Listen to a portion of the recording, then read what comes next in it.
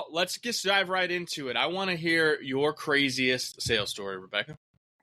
My craziest sales story was walking in to a top 40 radio station with this much media experience and really this much sales experience and pitching I should have airtime, not advertisements, airtime on your station as a life coach in a community that had never even heard of a life coach yet. I'm kind of a dinosaur in the industry.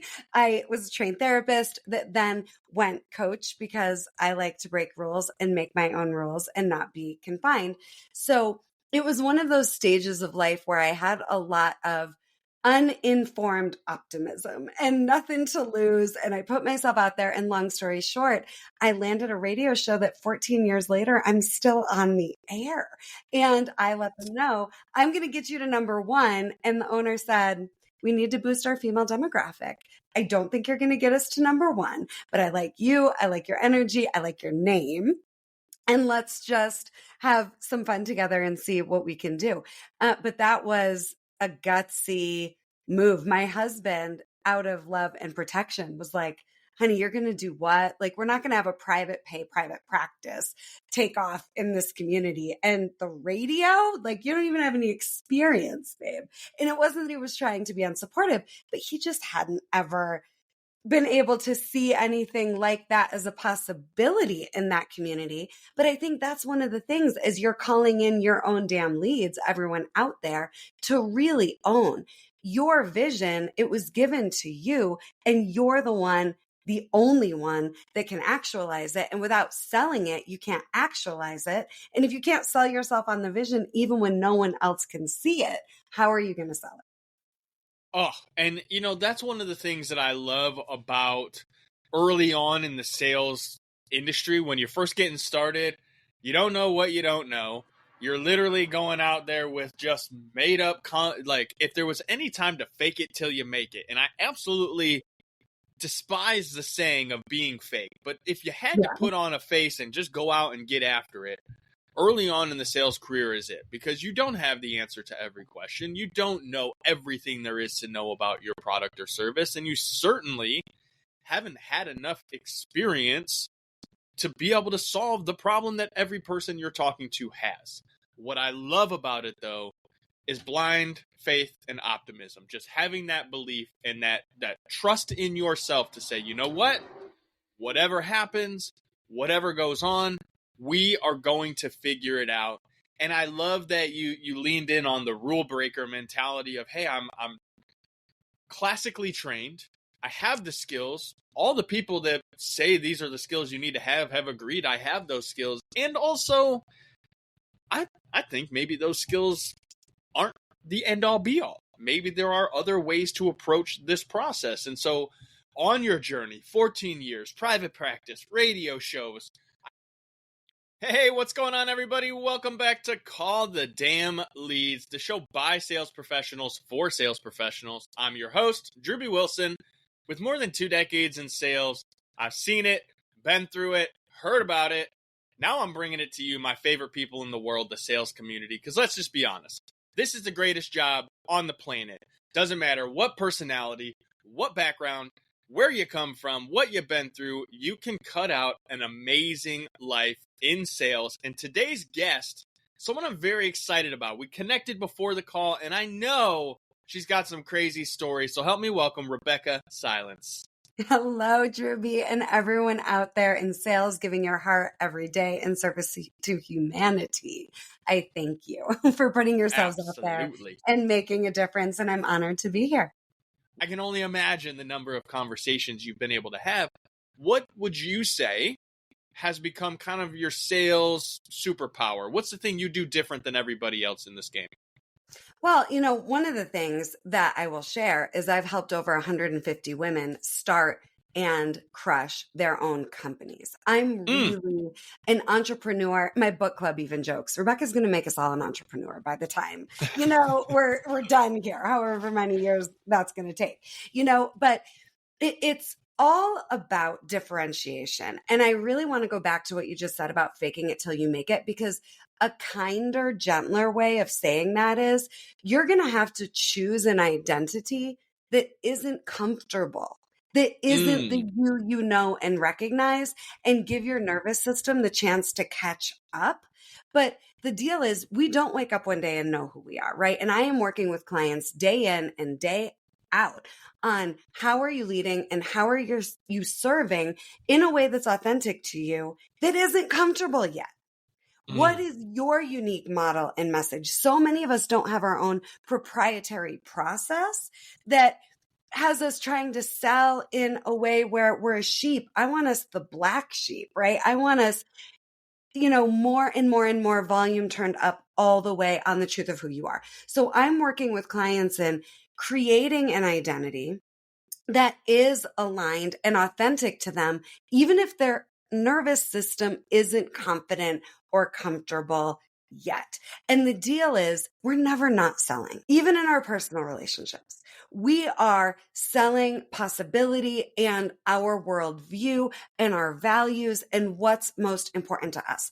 And we do not focus enough in business or personally, in my humble opinion, on making sure our wants and our needs and our feelings are part of the conversation and validated and expressed and most importantly met. So I'm a lifestyle entrepreneur that supports lifestyle entrepreneurs. And for so many years in my career in business, I was held hostage by the business. I wasn't a lifestyle entrepreneur. I was an entrepreneur hustling and scrambling and trying to build my life around a business. And then I'm a cancer survivor. That's part of my story.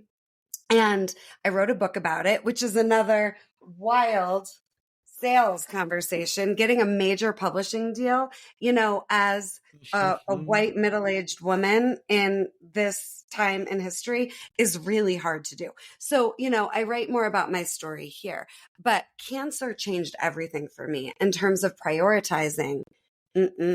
I am only interested my life on my terms. That's it. And that has to include my business on my terms. And that meant I let go of being vanilla ice. If you've got a problem, I'll solve it. And I targeted much differently what I sell, who I sell to, and how I work and when I work. And for everyone listening, let's channel your inner Julia Roberts, pretty woman, so that when it comes to sales, you say who, you say when, you say how much, it's on your terms.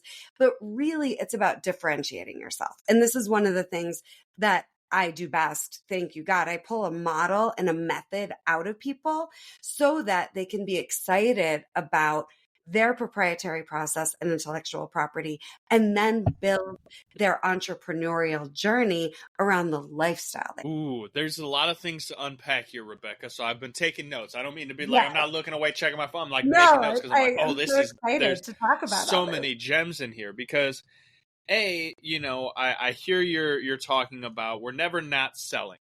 And that is so true because from the moment we're born, we are selling everyone around us on something. Taking action, providing us a service, doing a thing, right? When we're babies, we scream, we cry because we want something. We want food, we want held, we want sleep, we don't know what we want yet exactly. That's why we're babies.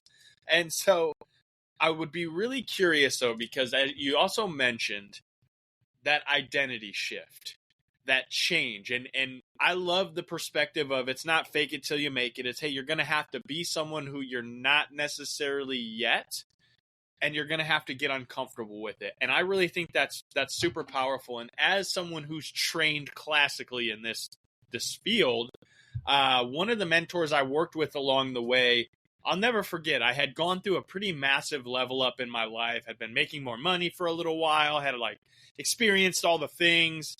And I kind of went through this weird, season of depression, I guess is the best way to put it. And he was telling me, he said, well, hey, Drewbie, here's what you got to understand.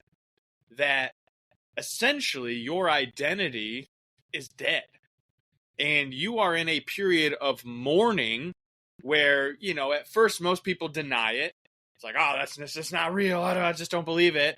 And then they start having to accept that change. And the reality is that that person is no longer with us anymore. There are parts and pieces that still exist mentally, spiritually, physically. And yet we have to go through that mourning in order to reach the next phase of the cycle of the human brain, to be able to accept and say, yeah, I'm not that person anymore. I am now this person who has these core values and these things that are important. Mm-hmm. How true do you think that is? Well, I love this direction we're taking the conversation in, because the way I teach it is we all have a survival personality. We all created who we need to be to survive. And if you don't think that that applies to business and sales, I'm going to tell you what. Let me be the only person that ever told you your survival personality is a ceiling in your sales, period. And what I say is when you start to let go of your survival self, it will feel like you're dying, but you're not. You're in an opportunity to be reborn. You're not dying. And I think that's the mourning. It really is a grieving, right? Because this, you tried so hard. And really, here's how to know the difference between survival and alignment. And by the way, if you can survive survival, which you all can, you can also survive alignment. The reason we default to survival is because we literally know we can survive it. It's comfortable, it's comforting more than we give ourselves permission to admit. But the deal is this: you wake up one day and you know something's got to change. I'm not satisfied. I'm not fulfilled. I'm not the me that's fun and flirty and enjoying in a way I know I could. And you can have that fun, flirty, enjoyable experience of you at work, and you'll sell better the more you're you, right? But I love this because we have to decide who the version of us beyond survival is going to be. I'll share a quick my experience, and then I'll share a quick client story, because this is everything if you want to be fulfilled and making your most healed impact in the world. So you're going to wake up one day and know who you're not. And then you're going to have to decide who you want to be. And I think that is terrifying for so many people, because we know what we want for everybody else. We know what we don't want, but it is the hardest question when I ask somebody, what do you want? For them to answer. We're so programmed to be codependent, even in business, right? Let's give ourselves away in the name of the sale. Let's be who they need us to be. But survival is you fitting in, and it's going to have you wanting to crawl out of your skin at some point if you're not already. Alignment is a life that fits in with you because you designed it. Because again, you're not going to wake up one day and know who in the actual hell you are. You're going to wake up one day and go, what am I doing? So how do you decide what you want and who you are? You can make a list of everything you know you're not, what you don't want anymore, and guess what the opposite is. Or you can write down what you want for the people closest to you and just admit that's what you want for you. And then for me, Rebeccah Silence, I was in a domestic violence marriage, my first marriage. And trauma is interesting because it's not enough to understand it. I had a master's degree in counseling, 4.0 GPA, but I recreated my childhood. I grew up in domestic violence, knew better, learned a lot, and then found myself in a domestic violence marriage anyway, married to a guy with the last name of Silence. And what was so ironic and interesting about that is at the time, I was real committed to Silence. My second husband jokes, I can't even imagine that, Rebeccah, because now you can't shut me up, right? To save your life. You could try, but I'm not really interested in being quiet. I want all of us breaking the silence, especially when it comes to sales, right? The fullest expression of who we are coming out. So I decided Rebeccah Silence was going to find her voice. I couldn't do it for me yet. I had a daughter that was 2, and I wasn't going to have her growing up like me. So I designed, this is going to be me, the first woman in my family to ever financially support her family. This is going to be me, the first woman in my family to ever stand on her own 2 feet. And I had to work 3 jobs and scrape my way up and go bankrupt and get divorced, battered and bruised, literally. And I became Rebeccah Silence. And then there was no turning back. And I kept the last name because I love who I became. And then I have a client who is a financial advisor and crushing it financially, doing great, everything on paper, beautiful, but she was really unfulfilled and literally described her husband as a coaster. I just move him around and I just go to work and I come home and he's there and the kids are here and I'm really unfulfilled. And within a year of working with me, she designed herself and realized I have this inner athlete that I've been neglecting. I'm actually really into woo-woo and fun, and I like the finances. But we talked her company and her husband and her kids into a month abroad in Spain. She was like, I don't want to leave anybody. I don't want to quit my job. I don't want to leave my husband. I don't want to leave my kids, but I want me again. And talk about having to sell. We had to enroll everybody. And this woman did a month abroad in Spain, and now she's just Anne in Spain, everywhere she goes. I mean, the beautiful thing about life is that when you make the decision to accept nothing except what you want, oftentimes that's what you get. The problem is people settle. They are just okay with being okay, and they are just comfortable. And, the thing about comfort is it will strangle you. You don't understand this necessarily because you haven't been through that deep of a trauma experience yet. Not that I want anyone to have to go through that, but the only way to truly grow is to experience a little pain, to get uncomfortable, to go through that transition, to have that grieving period and know it sucks, but it was also, there's great times to be taken from that and lessons to be learned and extracted.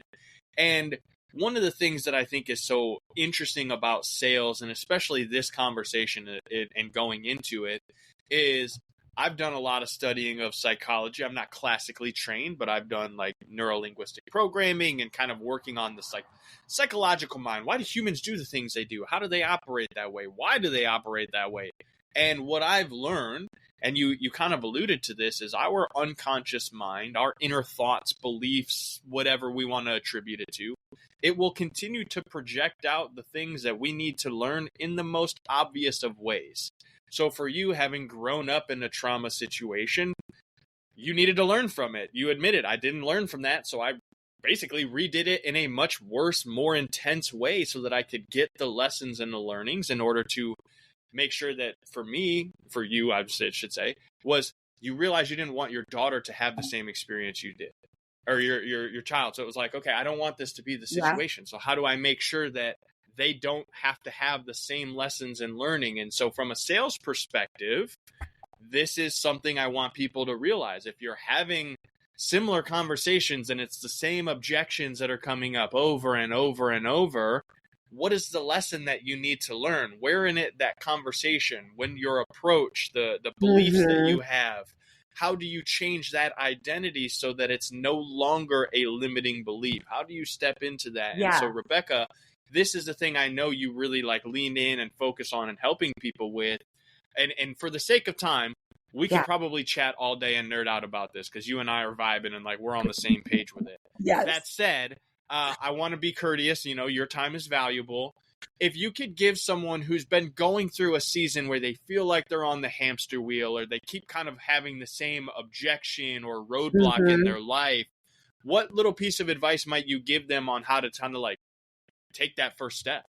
Okay, so 3 things. Number 1, I am going to lovingly challenge this idea that you have to have pain to learn a lesson. What I know is there is purpose that comes out of any pain you've been through. But what I also know is you don't need a breakdown to break through. You do not. You have been through enough. Anybody else will tell you need a breakdown to break through. I'm going to say you could just decide right now, enough with the hamster wheel. And here's what I think you need to actually get off the hamster wheel. I want you at the place in sales where you are never losing anything. You will always be the one that got away if you didn't close a sale because they're missing out is the energy I want you in. I want you so about what you're selling and your mission that it's their loss if they say no, not yours. And you are just on to the next aligned right prospect. I think we take it way too personally in business, and we make it about ourselves way too much. And we're addicted to this breakdown to breakthrough cycle. That's just bullshit, in my opinion. So I think it's about you getting so madly freaking in love with who you are and what you're selling, and knowing you're the catch. And if they walk, it's their loss. But the deal is, you have to know you showed up. Did they feel your heart? Did you value them enough to really identify and understand how your work can change their life and communicate that? Were you needy for the sale more than you were about service? These are the things you can really address, because it's about caring so much about this person. I treat every communication like I might never hear from the person again, because there are times you don't know that it's going to be your last time with somebody. Even a valued client, all of a sudden can drop off the face of the earth or literally pass. So I treat every interaction like it's the last one, and like this person is the most important person. And I find out what they want, and I am very clear about what I offer. So I can know if this is really what you want, here you go. And from there, if they walk, I'll say, and you get to do whatever you want. I'm here to support and encourage your free will and agency. And if you feel like it's a fit, great. I am here for you, and I can guarantee these outcomes. And if you're not, I bless you into your future. And then the last thing I'll say is, I just try to make sure no matter what, I've offered at least one next step for the person, whether it's me or not. I care about you. I care about what you want. I'm making it clear that I listened, and I'm validating you, and I'm validating what's important to you.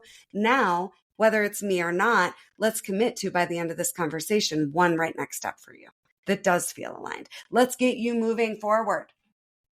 Rebeccah, you dropped some gems today. And again, I know we could probably do this all day long, and we would find so many more amazing little nuggets and things that we could share. But you've absolutely blessed us with some good stuff today. I personally have a whole page of notes. I know anyone who is paying attention should also have some notes. Unless you were driving, then come back and make notes later. But you know how this goes. That said, what would be the logical next step? If they like what they heard, they think you have a cool vibe, they want to know more about dialing themselves in and stepping into this new identity, what's the best way for them to find you? Oh my gosh, yes. Anything I can do to support your leadership, your business, your model, your method, reach out. You can check me out at RebeccahSilence.com. You can get my book, Coming Back to Life, which is exceptional for leaders to next level your leadership. And you can also download at RebeccahSilence.com my free masterclass, The 3 Must Know Secrets to Heal and Save Your Family, which is really the 3 must know secrets to be fully expressed and free and an extraordinary leader. And you can also check me out at Rebeccah Silence. Rebeccah has an H. Rebeccah on YouTube, on all the social media channels. And if you listen today, shoot me a DM. Shoot me a DM and let me know your biggest takeaway. I'd love to get to know you. I'd love to serve you. But above all else, check me out at RebeccahSilence.com and get that masterclass. I love that. And one of the things that I know is that if you get the things dialed in from a family perspective and things are good there, you're going to feel way more confident when you show up on your sales calls, because you're not going to be thinking about all the things you got going on at home, because you're in the right frame of mind. And that extra added level of confidence makes a world of difference when you're going to deliver. So absolutely. I would be remiss if I did not tell you how important it is to go check that out, go through all the free goods, and then have a conversation. Send her a DM, give her the biggest takeaway, because if you enjoyed our time here together, it stands to reason there's only more amazing things to come. Spending a little more time investing and learning, because the investment in yourself is one that can't be taxed and can't be taken away. So do a little more of that. Check out Rebeccah's stuff. Thank you so much again for your time today, Rebeccah. Cannot tell you how much we appreciate it, how grateful we are. And for those of you that were listening, if you have a great story, you want to come on, you want to share your mission, help us help more people, because you know that's what we're all about, head over to callthedamnleads.com/podcast. Send us your info. Share this episode. Tag us at callthedamnleads, at Rebeccah Silence with an H. I'll make sure all that's in the show notes so you guys can see it. But send us a DM. Let us know you got something out of this, because that's what we're here for, because we want to help people. So, Rebeccah, thank you so much again. I truly appreciate it. My pleasure, Drewbie. And don't be afraid to call the damn leads. That's right. We'll see you guys on the next one. You heard it. Call the damn leads. Later, y'all.